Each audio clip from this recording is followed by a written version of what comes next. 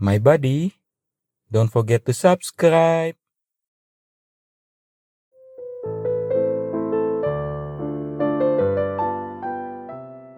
Good morning, my buddy. It is a beautiful day for an awesome story. Enjoy!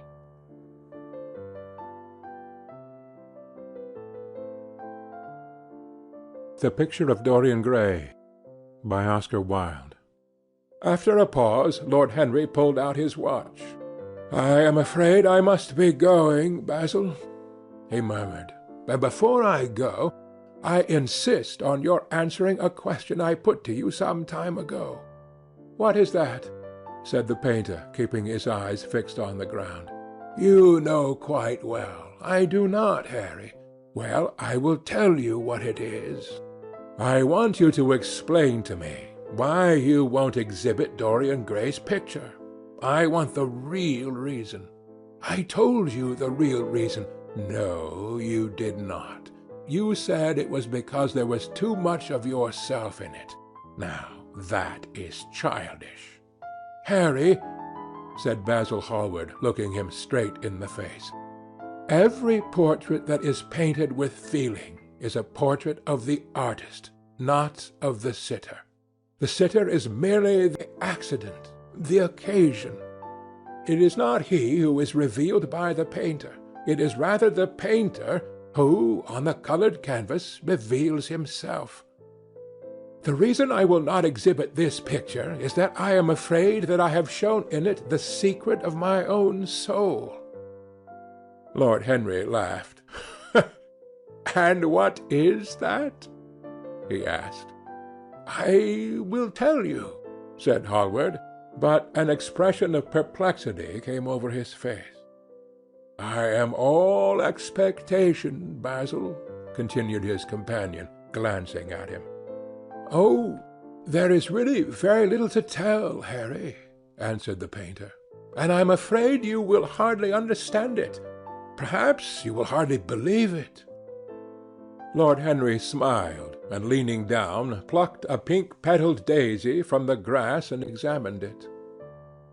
"I am quite sure I shall understand it," he replied, gazing intently at the little golden white-feathered disk. "And as for believing things, I can believe anything, provided that it is quite incredible." The wind shook some blossoms from the trees, and heavy lilac blooms, with their clustering stars, moved to and fro in the languid air. A grasshopper began to chirrup by the wall, and, like a blue thread, a long, thin dragon-fly floated past on its brown gauze wings. Lord Henry felt as if he could hear Basil Hallward's heart beating, and wondered what was coming. "The story is simply this," said the painter after some time. 2 months ago I went to a crush at Lady Brandon's. You know, we poor artists have to show ourselves in society from time to time, just to remind the public that we are not savages. With an evening coat and a white tie, as you told me once, anybody, even a stockbroker, can gain a reputation for being civilized. Well, after I had been in the room about 10 minutes, talking to huge overdressed dowagers and tedious academicians, I suddenly became conscious that someone was looking at me. I turned halfway around and saw Dorian Gray for the first time. When our eyes met, I felt that I was growing pale. A curious sensation of terror came over me. I knew that I had come face to face with someone whose mere personality was so fascinating that if I allowed it to do so, it would absorb my whole nature, my whole soul, my very art itself. I did not want any external influence in my life. You know yourself, Harry, how independent I am by nature.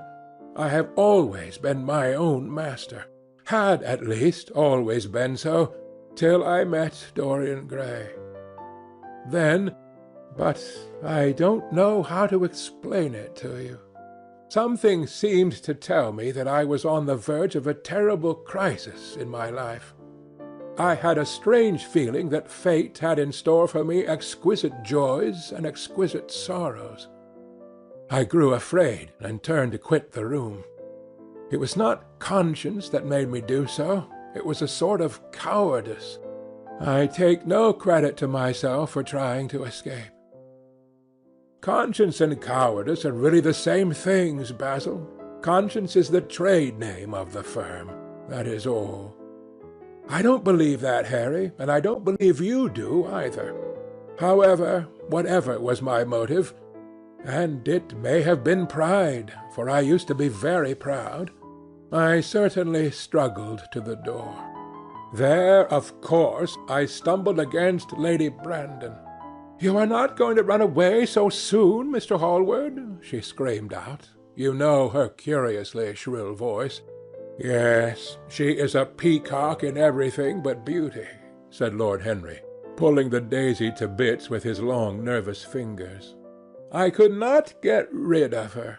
She brought me up to royalties, and people with stars and garters, and elderly ladies with gigantic tiaras and parrot noses. She spoke of me as her dearest friend. I had only met her once before, but she took it into her head to lionize me. I believe some picture of mine had made a great success at the time, at least had been chattered about in the penny newspapers, which is the 19th century standard of immortality. Suddenly I found myself face to face with the young man whose personality had so strangely stirred me. We were quite close, almost touching. Our eyes met again. It was reckless of me, but I asked Lady Brandon to introduce me to him. Perhaps it was not so reckless after all. It was simply inevitable. We would have spoken to each other without any introduction. I am sure of it. Dorian told me so afterwards. He too felt that we were destined to know each other. "And how did Lady Brandon describe this wonderful young man?" asked his companion. "I know she goes in for giving a rapid précis of all her guests. I remember her bringing me up to a truculent and red-faced old gentleman covered all over with orders and ribbons, and hissing into my ear, in a tragic whisper which must have been perfectly audible to everybody in the room, the most astounding details. I simply fled. I like to find out people for myself. But Lady Brandon treats her guests exactly as an auctioneer treats his goods. She either explains them entirely away, or tells one everything about them except what one wants to know. Poor Lady Brandon, you are hard on her, Harry," said Hallward listlessly. "My dear fellow, she tried to found a salon and only succeeded in opening a restaurant. How could I admire her? But tell me, what did she say about Mr. Dorian Gray?"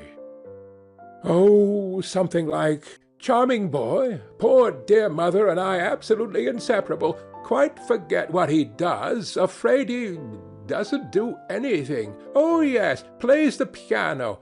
Or is it the violin, dear Mr. Gray?' Neither of us could help laughing, and we became friends at once." "Laughter is not at all a bad beginning for a friendship, and it is far the best ending for one," said the young lord, plucking another daisy.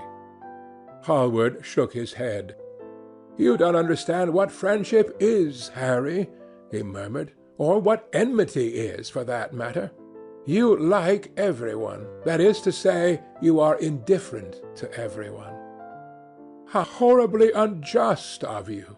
cried Lord Henry, tilting his hat back and looking up at the little clouds that, like ravelled skeins of glossy white silk, were drifting across the hollowed turquoise of the summer sky. "Yes, horribly unjust of you. I make a great difference between people. I choose my friends for their good looks, my acquaintances for their good characters, and my enemies for their good intellects. A man cannot be too careful in the choice of his enemies. I have not got one who is a fool. They are all men of some intellectual power, and consequently they all appreciate me. Is that very vain of me? I think it is rather vain. I should think it was, Harry. But according to your category, I must be merely an acquaintance. My dear Basil, you are much more than an acquaintance, and much less of a friend, a sort of brother, I suppose. Oh, brothers! I don't care for brothers. My elder brother won't die, and my younger brothers seem never to do anything else.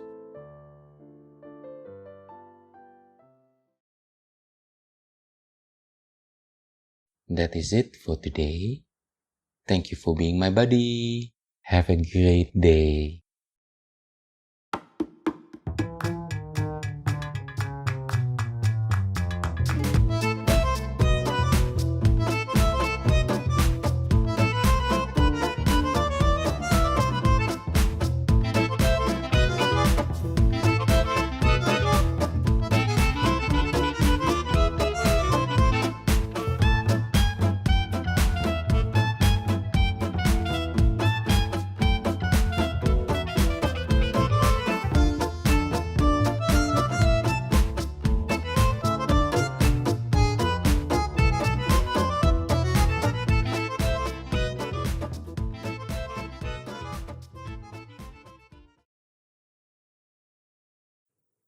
My buddy, don't forget to subscribe.